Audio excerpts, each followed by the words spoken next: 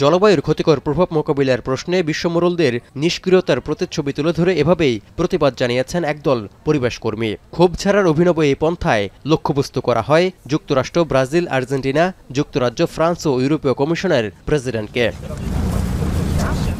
ব্রাজিলের বেলেম শহরে 10 নভেম্বর শুরু হতে যাওয়া জাতিসংঘের জলবায়ু সম্মেলন COP30 সামনে রেখে এই প্রতিবাদ তাদের, যেখানে পরিবেশ দূষণে দায়ী ধনী দেশগুলোকে ক্ষতিপূরণ দিতে বাধ্য করার জোর আহ্বান জানান জলবায়ু কর্মীরা।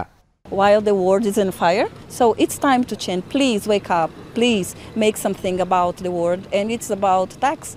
People that are really polluting the world are not paying tax, are not paying the consequence of the pollution. So we are talking that it's time to wake up. It's time to make the rich polluters pay.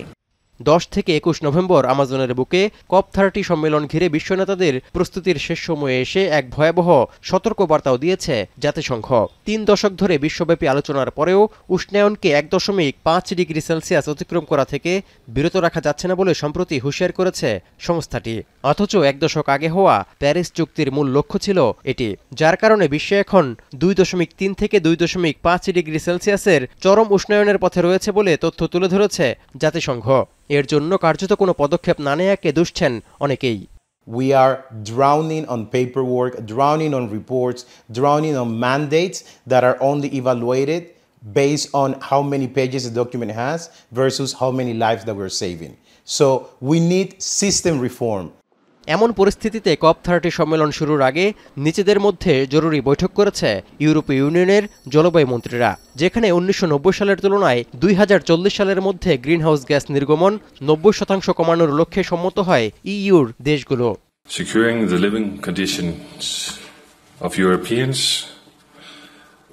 at present times but also in the future. A dream of a continent that will protect the competitiveness of its economy, and it is a dream of a continent that takes a leading role in this world in so many aspects, including the fight against climate change.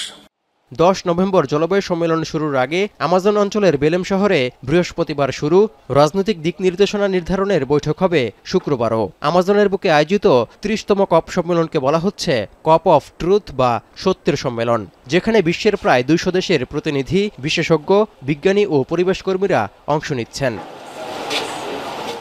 Touhidur Rahman, এখন বিশ্ব।